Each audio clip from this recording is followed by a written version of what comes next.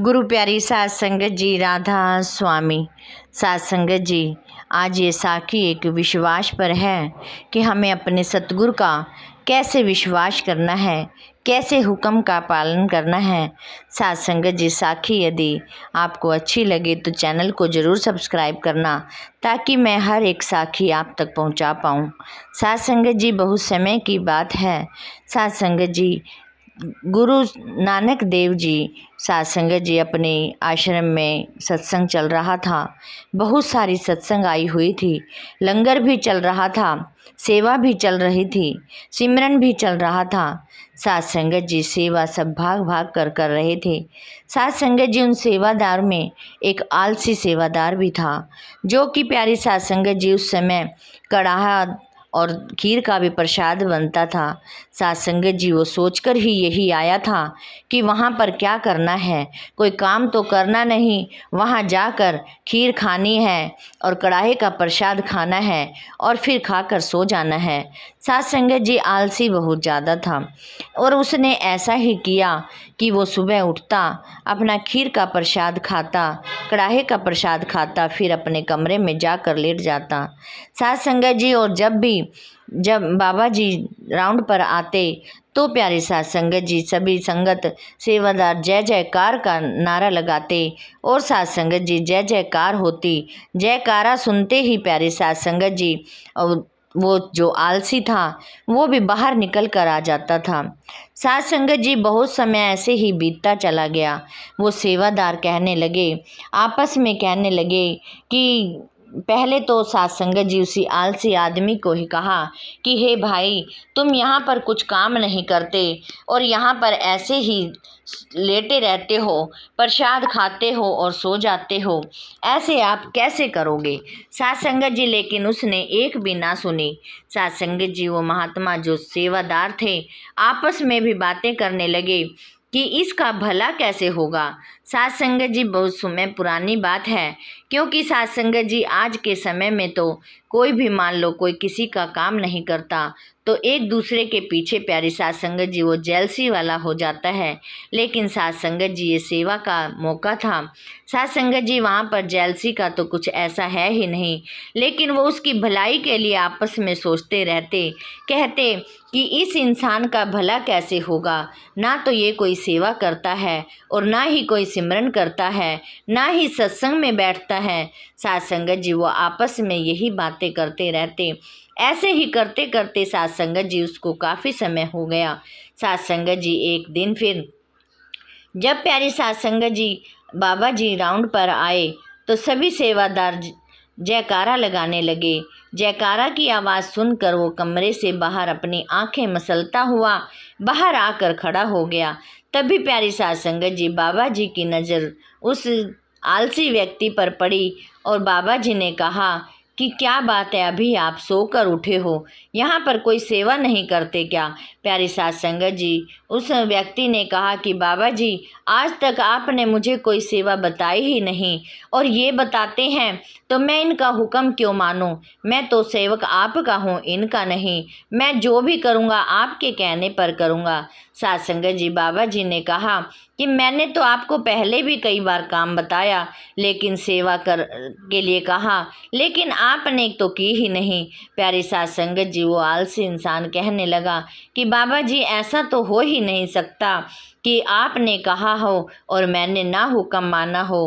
प्यारी साध संगत जी बाबा जी ने कहा कि ये जो सेवादार हैं, हर के मुख में प्यारी साध संगत जी वाणी है वो निरंकार को ही जाती है। ये आप कैसे कह रहे हो, ये जो भी हुक्म आता है वो बाबा जी का ही होता है, आपने इनका ही हुक्म मानना था। प्यारी साध संगत जी जब वो कहने लगा कि ठीक है बाबा जी, अब आप मुझे कोई सेवा का मौका दो और मैं ज़रूर करूँगा। प्यारी साध संगत जी बाबा जी ने कहा कि अब तो आपके पास टाइम ही कम बचा है, सिर्फ 8 पहर का टाइम है, आपने तो मरना है, आपकी तो मौत इर्द गिर्द घूम रही है, आपने तो बस 8 पहर ही जीना है। प्यारी साध संगत जी वो कहने लगा फिर भी मुझे कोई सेवा का मौका दो। प्यारी साध संगत जी बाबा जी ने कहा कि तुम 8 पहर में क्या सेवा कर पाओगे, क्या सिमरन कर पाओगे, क्या सत्संग कर पाओगे। अब तो इसमें कुछ भी नहीं होगा, लेकिन हाँ तुम एक अपना भला कर सकते हो, अपने कर्मों का निवारण कर सकते हो कि आप जंगल में जाओ और वहाँ जाकर लकड़ी इकट्ठा करो, लकड़ी इकट्ठा करके उसमें आग जलाओ और उसके बीच में आप बैठ जाओ, तभी आपके कर्मों का ये जो फल मिलेगा, तभी प्यारी साध संगत जी आप कुछ बन पाओगे। प्यारी साध संगत जी वो एकदम हक्का का बक्का रह गया, लेकिन साध संगत जी बाबा जी का कहा टाल ना सका और वो चलता चला गया। साध संगत जी रास्ते में बात जाते जाते भी वो और सेवकों को बुदबुदाते हुए जा रहा था कि इनसे मेरा सोना देखा नहीं गया, उनसे मेरा खाना देखा नहीं गया, जो कि बाबा जी को शिकायत कर दी। प्यारे साध संगत जी जंगल जाकर उसने सारी लकड़ी इकट्ठी करी, उसमें आग तो लगा दी, लेकिन साध संगत जी इतनी हिम्मत नहीं जुटा पाया कि उसके अंदर वो बैठ पाए। साध संगत जी उसके इर्द गिर्द घूमता हुआ चक्कर लगा रहा है। साध संगत जी इतने में इधर से एक चोर भागता हुआ आता है, जिसके दोनों हाथों में अशर्फियों के थैले होते हैं। साध संगत जी वो उसको देखकर रुक जाता है और चोर साध संगत जी उसको कहता है कि ये तुम क्या कर रहे हो, चारों तरफ चक्कर क्यों लगा रहे हो, क्यों परेशान हो। साध संगत जी वो कहने लगा, उसने सारी बात बताई कि ऐसे ऐसे मैंने सेवा नहीं की, तो बाबा जी का हुक्म है कि मैं इसमें आग जला के इसमें बैठ जाऊं, तभी मेरे कर्मों का संवर सकते हैं। साध संगत जी वो जो चोर था वो बाबा जी को बहुत ज़्यादा मानता था, लेकिन साध संगत जी जो ये आलसी था, ये तो बाबा जी का तो प्यारी साध संगत जी भक्त नहीं था, लेकिन साध संगत जी ये खाने पीने के लालच में सत्संग पर आ जाता था। साध संगत जी जो चोर था उसने कहा कि ये आपको किसने वचन दिए हैं, तो प्यारी साध संगत जी उन्होंने बताया कि गुरु नानक देव जी ने दिए हैं। साध संगत जी वो गुरु नानक देव जी का सुन के बहुत ही खुश हुआ और कहने लगा कि ठीक है, यदि आपसे ये काम नहीं हो पा रहा तो आप ऐसे करो कि दोनों हाथ ऊपर फैलाकर ये कहो कि जो भी वचन बाबा जी ने मुझे दिए मैं वो वचन इस चोर को देता हूँ। प्यारी साध संगत जी उसको और क्या चाहिए था, उसने प्यारी साध संगत जी ऐसा ही किया, दोनों हाथ फैलाकर यही कहा कि जो मुझे बाबा जी ने वचन दिए हैं मैं इसको सौंपता हूँ वो वचन। प्यारी साध संगत जी उसके कहते ही उसने एकदम आग में छलांग लगा दी और आग में बैठ गया। साध संगत जी और वो दोनों अशर्फियों के थैले उस आलसी इंसान को दे दिए। साध संगत जी जैसे ही उसके हाथों में अशर्फियाँ थी, इतने में सिपाही आ जाते हैं, उनको हाथ में थैला देखकर उसको पकड़ ले जाते हैं और कहते हैं कि हमें तो हुक्म हुआ है कि जिसके भी हाथ में ये अशर्फियों के थैले मिलें उसको वहीं पर ही मार दिया जाए। साध संगत जी वो कहने लगा कि मेरा कोई दोष नहीं है, मैं चोर नहीं हूँ, लेकिन साध संगत जी सिपाहियों ने एक ना सुनी और उसको वहीं से ही प्यारी साध संगत जी ख़त्म कर दिया। साध संगत जी वो वहीं पर ही मर गया। साध संगत जी इतने में वो सिपाही चले गए और वो प्यारी साध संगत जी चोर आग में से निकलकर सीधा बाबा जी के चरणों में गया और बाबा जी के चरणों में गिर गया, कहने लगा कि मुझे क्षमा करो। फिर बाबा जी ने हाथ उठाया, कहने लगे कि क्या बात है। साध संगत जी उस चोर ने सारी बात बताई कि ऐसे ऐसे यहाँ से एक गया था और उसने लकड़ी के ढेर लगा कर आग लगा रखी थी, उसने नहीं छलांग लगाई तो मैंने लगाई है। बाबा जी मेरे कष्ट दूर करो बाबा जी मुझे।